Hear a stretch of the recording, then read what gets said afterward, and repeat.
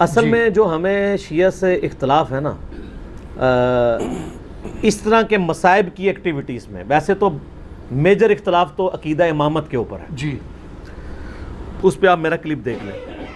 جو چھوٹی موٹی بدعات ہیں نا ان میں اصل اختلاف ہمارا نوحے کے اوپر نہیں ہے، اصل اختلاف ہے ماتم، چھریاں مارنے، زنجیریں مارنے کے اوپر ہے.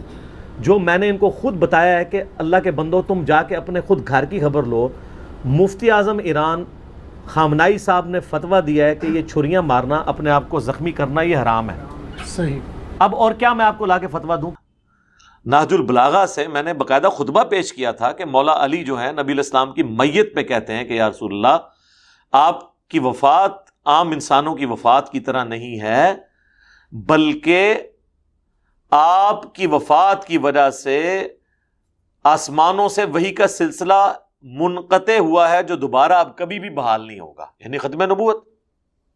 اور ساتھ ہی یہ انہوں نے بتا دیا کہ عقیدہ امامت ڈیوائن نہیں ہوگا، اب اللہ کی طرف سے کسی کو کوئی وحی نہیں آئے گی، کوئی کشف نہیں آئے گا. اور ساتھ ہی انہوں نے یہ کہا کہ اگر آپ نے ہمیں منع نہ کیا ہوتا تو ہم آپ کی میت کے اوپر نوحہ کر کے آہو بکا کر کے اپنے آپ کو ہلاک کر لیتے. تو اس سے میں نے یہ بتایا کہ ماتم، نوحہ، اس حوالے سے نوحہ کے جس میں چیخو پکار ہو، ایک تو ہے کہ آپ نظم کے انداز میں کرتے ہیں، وہ بالکل ثابت ہے. اس طرح کا کرنا، یہ مولا علی کے ایک خطبے میں یہ دونوں بنیادی چیزیں، ماتم اور عقیدہ امامت، اس کو مولا علی نے اکھاڑ کے پھینک دیا.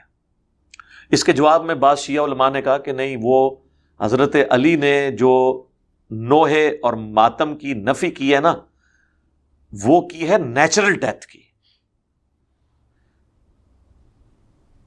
کہ وہ کہتے ہیں، ہم بھی کہتے ہیں کہ جس کی ڈیتھ نیچرل ہو اس کے اوپر ماتم نہیں ہونا چاہیے.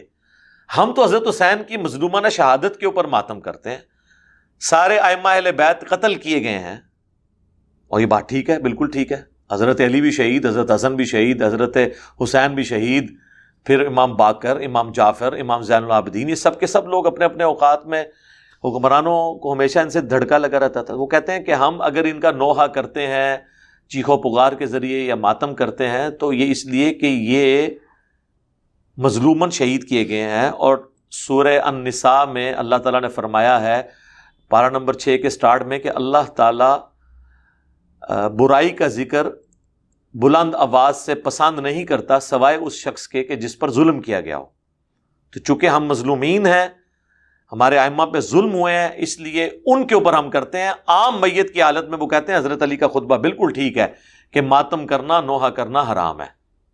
ہم کہتے ہیں جناب شکر الحمدللہ آپ اتنا تو مان گئے، اب ظاہر ہے اس سے آگے کیا کریں، یہ تو ماننا ہی پڑے گا نا انہیں، خطبے کا تو فراڈ نہیں کہہ سکتے. تو سر اس میں پھر مجھ سے علمی پھکی لے لیں. آپ تو کہتے ہیں کہ رسول اللہ کو بھی قتل کیا گیا ہے زہر دے کے، تو نبی علیہ السلام تو آپ کے نزدیک شہید ہوئے ہیں. تو جب نبی علیہ السلام شہید ہوئے ہیں، کہتے ہیں نا جی،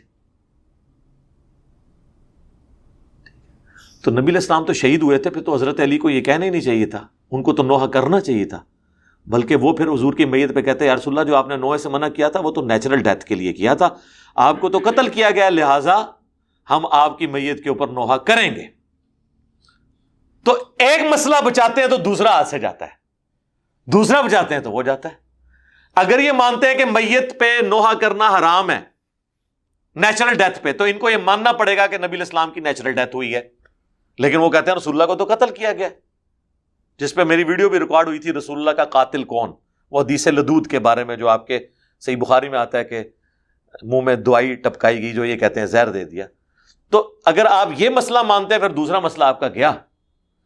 اگر رسول اللہ کی شہادت مانتے ہیں آپ، تو پھر حضرت علی حضور کی میت پہ کیوں کہہ رہے ہیں یا رسول اللہ ہم تو نوحہ نہیں کریں گے؟ اس کا مطلب ہے شہید کے اوپر بھی نوحہ اور آہو بکا اور ماتم نہیں ہو سکتا. تو ہماری تو ون ون سچویشن ہے. کیوں؟ کیونکہ نہ میں وہابی، نہ میں بابی، میں ہوں مسلم علمی کتابی. تو آپ سے بھی ہم عرض کریں گے کہ مرنے سے پہلے اے مسلمان کر لے اس پہ غور، کتابوں کا خدا اور ہے، بابوں کا خدا اور. رہا ان کا یہ کہنا کہ حمزہ ابن عبد المطلب کے لیے نبی علیہ السلام نے نوحہ کروایا تھا، تو ہم کب انکاری ہیں اس کے؟ بالکل کروایا تھا. یہ اس وقت کی بات ہے جب نوحہ ابھی حرام نہیں تھا. اس سے بڑی چیز شراب والے واقعات ملتے ہیں صحابہ کرام کے بارے میں. بعد میں جب شراب حرام ہوگی تو معاملہ ختم. جی تو یہ بھی چیز پہلے تھی غزوہ احد کے موقع پر بالکل تھی. بعد میں نبی الاسلام کی احادیث ہیں, بخاری مسلم میں درجنوں احادیث ہیں کہ نبی الاسلام نے فرمایا جو عورت نوحہ کرتی ہے کسی میت کے اوپر, اگر بغیر توبہ کے مر گئی تو قیامت والے دن گندک کا لباس اس کے اوپر پہنایا جائے گا. پھر صحیح مسلم کی حدیث ہے میری امت یہ 4 جاہلیت کے کام کبھی نہیں چھوڑے گی. نمبر 1 حسب اور نسب پہ فخر کرنا. نمبر 2 دوسرے کے نسب میں تان کرنا. نمبر 3 ستاروں کے ذریعے فال نکال کے بارش طلب کرنا. اور نمبر 4 نوحے کرنا. نوحے کی ڈیفینیشن یہ ہے کہ چیخو پکار کرتے ہوئے کسی مردے کی تعریف بیان کرنا. اگر کوئی ویسے نوحہ کرے اور چیخو پکار نہ کرے اور ایون نوحے میں رو بھی پڑے, ہم اسے غلط نہیں سمجھتے. المعجم الکبیر طبرانی کے اندر موجود ہے, میں نے اپنے پمفلٹ میں بھی ڈالا ہے کربلا والے میں, کہ سیدنا ام سلمہ نے جنوں کا نوحہ خود سنا تھا حضرت حسین ابن علی کی شہادت کے اوپر. وہ نوحہ یہ نہیں تھا یہ جو جعلی واقعہ, اور یہ نوحے تو ہوتے نہیں, یہ تو استمداد کر رہے ہوتے ہیں, استغاثے پڑھ رہے ہوتے ہیں. اور انہوں نے حضرت حسین کو ایک مظلوم شخصیت کے طور پہ پریزنٹ کیا ہے.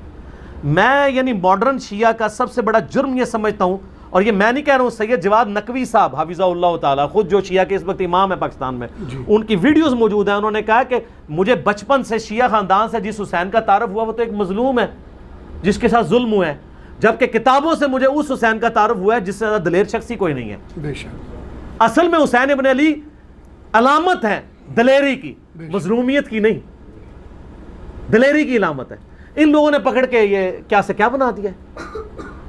اور یہ تو نوحہ اگر کوئی تعریفی جملے کے رو بھی لے ہمیں کوئی حرج نہیں. میرا تو یوٹیوب پہ کلپ لاکھوں لوگوں نے دیکھا ہے, سوگے حسین اور غم حسین میں فرق.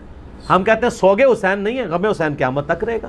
میں نے احادیث سے پیش کی ہیں چیزیں, میں آج اس ٹاپک کی طرف نہیں جاتا. اصل میں ہمیں اختلاف ہے اس ماتم کے ساتھ, اور یہ جو دلائل پکڑ رہے ہیں اس میں کوئی ماتم نہیں عورتوں نے کیا تھا. اور یہ مجھے پتہ ہے ایک شیعہ عالم ہے, میں ذاتی طور پر ان کی بہت قدر کرتا ہوں, شہنشاہ نقوی صاحب حافظہ اللہ تعالیٰ. ٹھیک ہے, یہ حافظہ اللہ آپ کسی کو بھی دعا دے سکتے ہیں. تو انہوں نے یہ بات کی ہے, اور انہوں نے یعنی مجھے بڑا افسوس ہوا قرآن سے آیات پڑھ کے نا, سورہ یوسف سے. حضرت یعقوب علیہ السلام جو افسوس کرتے تھے یوسف علیہ السلام کے لیے, وہ تو اس میں الفاظ ہیں, وہ ہائے یوسف کہتے تھے, اور یوسف افسوس یوسف کے اوپر, اور یوسف کو یاد کر کے روتے تھے حتیٰ کہ ان کی بینائی چلی گئی.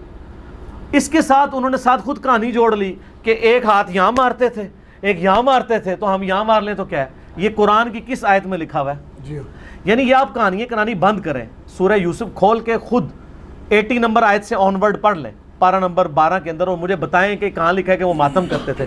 ہوتا یہی ہے کہ آدھا سچ بڑا خطرناک ہوتا ہے, آدھا تو سچ ہے. سر ہم بھی غم کر رہے ہیں, اور میں تو بہت بڑی بات کرتا ہوں, دنیا کا بڑے سے بڑا شیعہ آ کے مجھ سے اگر محبت اہل بیت ایکسچینج کرنا چاہے نا, تو میں جو اہل بیت کے لیے محبت رکھتا ہوں نا, میں کبھی بھی اس کے ساتھ ایکسچینج نہ کروں. میرے پاس اس سے بڑھ کے ہے, مجھے کسی سرٹیفکیٹ لینے کی ضرورت نہیں. لیکن قرآن و سنت میں تو آپ تعریف نہ کریں, توحید کا جنازہ تو نہ نکالیں, اپنی طرف سے تو چیزیں بیان نہ کریں, نوح میں استغاثے تو نہ کریں, امداد تو نہ مانگیں. اور وہ اس واقعے سے جو سہارا لیتے ہیں قرآن کھول کے خود پڑھ لیں, کوئی ماتم نہیں اس کے اندر لکھا ہوا, خام خواہ نکالتے ہیں. نوحے میں بھی ہمیں صرف اس نوحے سے اختلاف ہے جس میں چیخو پکار کی جائے, آوازیں بلند کی جائے. اگر تعریفی کلمات کوئی کہتا ہے حضرت حسین ابن علی پہ مرثیہ پڑھے, نوحہ پڑھے, ہمیں کوئی اعتراض نہیں ہے. ہم نے خود اپنے شعیب بھائی سے یہاں پڑھوایا تھا, سید نے کربلا میں وعدے نبھا دیے ہیں, تو یہ تو اہل سنت کے ہاں بھی چل رہا ہوتا ہے, ہمیں تو کوئی اعتراض نہیں ہے اس کے اوپر. لیکن واہ ویلا نہ کریں, چیخو پکار نہ کریں, اور اس میں جھوٹی تعریف نہ کریں, سچی تعریف کریں. جی اور ان سے مدد نہ مانگیں, بلکہ ان کے لیے اللہ کے حضور دعائے رحمت کریں, اور صلاۃ بر محمد وآل محمد, اللہم صلی علی محمد وعلی آل محمد. اور ہو سکتا ہے کسی سنی کے پیٹ میں درد ہو اور وہ کہے جی یہ آپ کیوں کہہ رہے ہیں, میت کے اوپر جو ہے وہ تعریفی کلمات کہے جا سکتے ہیں, تو سر صحیح بخاری اور مسلم دونوں میں موجود ہے. عرض کیا ہے, شیعہ کی اتنی کلاس ہوگی اب تھوڑی سی, سنیوں کی بھی. بخاری اور مسلم دونوں میں موجود ہے. عبداللہ ابن عباس کہتے ہیں کہ عمر ابن خطاب کی میت رکھی ہوئی تھی, اتنے میں ایک شخص آ کے میرے پیچھے کھڑا ہوا اور اس نے اپنی کونی میرے کندھے کے اوپر رکھی, اور سیدنا عمر کی میت کو مخاطب کر کے اس نے کہا رحمک اللہ عمر ابن خطاب. اللہ کی رحمت ہو عمر ابن خطاب پہ. یہ وہ شخص تھا کہ میری خواہش ہے کہ جب میں مر کے اللہ کے حضور جاؤں تو اس کے اعمال کے ساتھ پیش ہوں. اس نے اسلام کی وہ خدمت کی ہے. اور میں نے بارہا رسول اللہ سے سنا تھا صلی اللہ علیہ وآلہ وسلم, میں ابو بکر اور عمر داخل ہوئے, میں ابو بکر اور عمر نکلے, میں ابو بکر اور عمر نے یہ کیا, مجھے امید تھی کہ اے عمر تم اپنے ان دو ساتھیوں کے ساتھ جا کے ملو گے. کون دو ساتھی؟ رسول اللہ صلی اللہ علیہ وآلہ وسلم اور سیدنا ابو بکر رضی اللہ تعالیٰ عنہ وعلیہ السلام. تو مجھے امید تھی. یہ تعریفی جملے بولے جا رہے ہیں کہ میں تمہارے مال کے ساتھ اللہ کے حضور آنا چاہتا ہوں, اللہ تم پر رحم کرے, تمہارے بارے میں حضور کہا کرتے تھے. یہ سارے تعریفی کلمات ہیں نا, اور میت پہ ہیں نا جی. تو عبداللہ ابن عباس کہتے ہیں میں نے یوں مڑ کے دیکھا تو وہ علی ابن ابی طالب تھے جو نوحہ پڑھ رہے تھے. یہ نوحہ کا لفظ میں نے استعمال کیا تعریفی کلمات میت کے اوپر. ہاں ایگزیجریشن نہ ہو, وہ تو بخاری مسلم میں حدیث ہے کہ لوگ جو ہیں میت پہ نوحے پڑھ رہے ہوتے ہیں اور اس میت کو عذاب ہو رہا ہوتا ہے. کیوں؟ وہ میت اس قابل ہی نہیں ہوتی کہ اس کی وہ تعریف بیان کی جائے. ٹھیک ہے. نبی علیہ السلام کی میت پہ بھی صحیح بخاری میں آتا ہے, حضرت ابوبکر جب حجرہ عائشہ میں داخل ہوئے تو یہاں پہ بوسہ دیا ماتھے پہ اور کہا یا رسول اللہ آپ پہ اللہ دو موتیں جمع نہیں کرے گا. ایک موت آپ کا مقدر تھی وہ آ چکی, اب آپ ہمیشہ کی زندگی میں, آخرت کی زندگی میں. روئے. حضور کی زندگی میں بھی بعد میں بھی لوگ کہتے تھے میرے ماں باپ کو قربان نبی صلی اللہ علیہ وسلم پہ تعریفی کلمات کہتے تھے, ایسے ایسے الفاظ استعمال کرتے تھے. لہٰذا جس چیز سے ہمیں اختلاف ہے وہ یہ ہے. اور میں سوگ حسین کے اوپر بھی تھوڑا سا عرض کر دوں. اس میں دیکھیں سوگ تو 3 دن ہے, بخاری مسلم میں حدیث ہے جو عورت اللہ اور یوم آخرت پہ ایمان رکھتی ہے اس کے لیے جائز نہیں کہ وہ 3 دن سے زیادہ سوگ کرے سوائے اپنے خاوند کے مرنے پہ, وہ بھی 4 مہینہ 10 دن. غم حسین الگ چیز ہے جی. غم حسین تو سنت ہے. اس کی مثال صحیح بخاری سے لیں, حمزہ ابن عبد المطلب کو قتل کس نے کیا تھا؟ واشی نے. فتح مکہ پہ واشی کو پیش کیا گیا کہ اس کی توبہ قبول کریں. نبی علیہ السلام نے بلا کے پوچھا واشی یا رسول اللہ, قاتل حمزہ یا رسول اللہ, واشی تیرا اسلام قبول ہے لیکن کیا تو ایسا کر سکتا ہے کہ مجھے اپنی شکل نہ دکھا, مجھے اپنا چچا یاد آتا ہے. کسی نے نہیں کہا یا رسول اللہ سوگ تو 3 دن ہوتا ہے, چچا کو مرے ہوئے 5 سال ہو چکے ہیں جی. غزوہ احد 3 ہجری میں, فتح مکہ 8 ہجری میں. آپ 5 سال تک حمزہ کو نہیں بھولے. حمزہ کو کیسے بھول سکتے تھے؟ حمزہ بھائی بھی تھا حضور کا, دودھ پیتا, چچا بھی تھا. اور میں آج آپ کو ایک بڑی پوائنٹ کی بات کروں. اگر حضور کی وفات کے وقت حضرت حمزہ ابن عبد المطلب زندہ ہوتے, خلیفہ اول انہوں نے بننا تھا. اس کی دلیل لے لیں, بخاری اور مسلم کی حدیث کھول کے دیکھیں. غزوہ بدر میں مسلمانوں کی فوج کا سپہ سالار کون تھا؟ حمزہ. نہ ابو بکر, نہ عمر, نہ عثمان, نہ علی. اور غزوہ احد میں سیدنا حمزہ. ٹھیک ہے. تو نبی علیہ السلام کو اسی لیے ان لوگوں کی قربانیوں کا یعنی دل میں تھا غم کہ انہوں نے قربانیاں دی ہیں. اسی لیے بخاری مسلم میں آتا ہے نا, اپنی وفات سے 1 مہینہ پہلے آپ نے شہداء احد پہ دوبارہ نماز جنازہ پڑھی, 1 مہینہ پہلے اپنی وفات سے. اور آپ نے وہاں صحابہ کو خطبہ دیا. آپ نے فرمایا کہ میں تمہارا پیش رو ہوں, میرا ممبر اس وقت حوض کوثر پہ لگا ہوا ہے, دیکھنا مجھے اپنے بعد تم سے یہ خطرہ نہیں ہے کہ تم میرے بعد دوبارہ سے بت پرستی شروع کر دو, لیکن مجھے ڈر ہے کہ دنیا کے خزانے تمہارے پہ کھول دیے جائیں گے, پھر تم دنیا کی محبت میں ایک دوسرے سے قتل و غارت میں مبتلا ہو کر تباہ و برباد ہو جاؤ گے جس طرح اگلے لوگ ہو گئے. کیونکہ حضور نے بتایا کہ یہاں پہ وہ لوگ دفن ہیں جن کی قربانیوں کا پھل تم کھاؤ گے. یار حمزہ نے تو پھل نہیں کھایا نا رومن اور پرشین امپائر کا. سیدنا یاسر اور سیدہ سمیہ نے تو پھل نہیں چکھا نا, انہوں نے تو اسلام میں مشکل وقت گزار کے تو تکلیفیں سہ کے دنیا سے چلے گئے نا, پھل تو بعد والے لوگوں نے چکھے ہیں نا. تو حضور نے اس لیے قبرستان میں خطبہ دیا تھا, دیکھنا کہ میرے بعد ایسے معاملات ہو جائیں گے. تو وہ بخاری کی حدیث میں آتا ہے کہ آپ نے فرمایا مجھے اپنی شکل نہیں دکھانی. پوری زندگی واشی حضور کے سامنے نہیں آیا. پھر اللہ نے اس پہ کرم کیا کہ جب مسیلمہ کذاب نے دعویٰ نبوت کیا تو اس کا قتل بھی واشی کے ہاتھوں ہوا. تو وہ کہا کرتے تھے کہ میں نے اسلام کے بہترین شخص کو قتل کیا, بہت بڑا جرم تھا, اللہ نے کمپنسیشن میری کر دی کہ میں نے اسلام کے بدترین دشمن کو بھی میں نے ہی قتل کیا ہے, مسیلمہ کذاب کو, جس نے جھوٹے دعوے نبوت کیا تھا. نبی علیہ السلام حریص علیکم بالمؤمنین رؤوف الرحیم ہے, اس کے باوجود کہہ رہے ہیں واشی مجھے شکل نہیں دکھانی. اچھا مجھے بتائیں انسان کو اپنے چچا سے زیادہ محبت ہوتی ہے یا اپنی اولاد سے؟ چچا کے قاتلوں کی شکل حضور دیکھنا نہ چاہیں، اور حضور کی اولاد کو جنہوں نے قتل کیا ہے ان کے آپ قصیدے پڑھتے ہیں؟ ان کے ساتھ تو وہی ہونا ہے، سحقن سحقن لمن غیر بعد، بخاری مسلم میں، دور کرو انہوں نے میرے بعد میرے دین کو بدلا۔ یہ تو حوض کوثر پہ جا کے پتہ چلے گا۔ جی تو میں نے اس میں بولا تھا کہ سوگ حمزہ ختم ہو چکا تھا، غم حمزہ باقی تھا، بے شک، وہ حضور کی زندگی میں ان کے ساتھ غم پرماننٹلی اٹیچ رہا۔ تو سر غم تو کبھی نہیں ختم ہو سکتا، آپ غم حسین کو ختم کرنا چاہتے ہیں، کر کے بتائیں۔ جناب 900 سال تک ممبر آپ کے قبضے میں رہے ہیں، تینوں براعظم آپ کے قبضے میں رہے ہیں، لیکن آپ آل امیہ اور آل عباس کی بدماشیوں کو چھپا نہیں سکے۔ آج ہر طرف حسین حسین ہی ہے الحمدللہ، اور دن بہ دن بڑھ رہی ہے۔ جی ہماری ویڈیو سے پہلے کیا حال تھا، اب تو سب لوگ کانفیڈنس لوز کر چکے ہیں، اب تو وہ کہہ رہے ہیں خدا کے لیے یزید سے ہمیں لانتیں کروا لیں، یزید کے ابا جی کو چھوڑ دیں۔ اب ہاتھ پاؤں پکڑنے پہ آ گئے ہیں، اب یزید تو ڈسکس ہونا ہی بند ہو گیا، کیونکہ ہم نے بتایا کہ اصل بندہ کون ہے، اصل مسئلہ کیا ہے، ٹوٹی کمند کہاں۔ تو غم حسین باقی ہے، مسند احمد میں حدیث ہے، غم حسین حضور نے زندگی میں بھی کیا ہے۔ علی بن ابی طالب کہتے ہیں میں حضور کے پاس حاضر ہوا، آپ نے حسین ابن علی کو گود میں اٹھایا، زاروں قطار رو رہے ہیں۔ میں نے کہا یا رسول اللہ میرے ماں باپ آپ پہ قربان، یہ آپ کی حالت کس نے کی ہے؟ اور یہ حدیث سٹارٹ کہاں سے ہوتی ہے؟ مولا علی جو ہیں وہ جنگ نہروان کے لیے جا رہے ہوتے ہیں، نینوا نامی جگہ پہ، صحیح حدیث ہے مسند احمد کی۔ تو آپ نا وہاں کہتے ہیں اصبر یا ابا عبداللہ، اے ابو عبداللہ صبر کرنا۔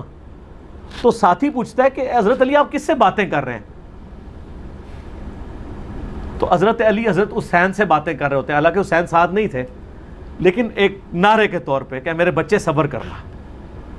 تو انہوں نے کہا کہ مجھے یہاں پہ حضور کی ایک حدیث یاد آئی ہے، کیونکہ اسی جگہ کے بارے میں نبی علیہ السلام نے مجھے بتایا تھا۔ ایک دن میں آپ کے گھر داخل ہوا، حسین ابن علی کو گود میں اٹھایا ہوا ہے، چھوٹا سا بچہ ہے 3-4 سال کا، آپ رو رہے ہیں۔ میں نے پوچھا یا رسول اللہ آپ کو کس نے غمگین کیا؟ تو فرمایا ابھی جبرائیل علیہ السلام میرے پاس آئے تھے، انہوں نے مجھے بتایا کہ آپ کی امت حسین کو قتل کر دے گی فرات کے کنارے، اور میری خواہش پہ جبرائیل نے یوں ہاتھ مار کے مجھے کربلا کی سرخ مٹی بھی دکھائی، جس کی وجہ سے میں غمزدہ ہو گیا اور میرے آنسو نکل آئے۔ ابھی واقعہ ہوا نہیں ہے، واقعہ ہونا ہے 50 سال بعد، جی غم حسین پہلے ہے۔ بے شک، اور واقعے کے وقت کیا ہوا ہے وہ بھی مسند احمد میں متواتر حدیث ہے، ابن عباس کے 8 شاگردوں نے یہ روایت کی ہے، شیخ البانی، شیخ زبیلی زئی دونوں نے صحیح کہا ہے، اہل حدیث بھی صحیح مان رہے ہیں۔ اور یہ وہ حدیث ہے جس کی وجہ سے میں نے یہ فکر حسین اور غدیر خم کے اوپر آواز بلند کی۔ وہ حدیث کیا ہے؟ مسند احمد میں ہی ہے۔ عبداللہ ابن عباس کہتے ہیں کہ ایک دوپہر میں نے خواب دیکھا کہ نبی علیہ السلام پرانگدہ حالت، بال بکھرے ہوئے اور کپڑے بھی آپ کے گرد آلود ہیں، جیسے مشقت کے آثار ہیں، آپ کے ہاتھ میں خون کی ایک شیشی ہے۔ تو میں نے کہا یا رسول اللہ میرے ماں باپ آپ پہ قربان، آپ کی کیا حالت ہے؟ تو آپ نے فرمایا کہ میں صبح سے حسین اور اس کے ساتھیوں کا خون جمع کر رہا ہوں۔ یہ ایک تمثیل آپ علیہ السلام کو دکھائی گئی، یہ نہیں تھا کہ آپ وہاں فزیکلی موجود تھے، ایک تمثیلاً دکھایا۔ تو کہتے ہیں میں گھبرا کے اٹھا، ابن عباس کہتے ہیں میں نے وہ دن اور تاریخ یاد رکھی، اور بعد میں ظاہر اس وقت انٹرنیٹ نہیں تھا، ٹیلی فون نہیں تھے، کئی ہفتوں بعد خبر آئی کہ اسی دن یعنی 10 محرم 61 ہجری کو حسین ابن علی کو مظلومانہ شہید کیا گیا ان کے ساتھیوں کے ساتھ۔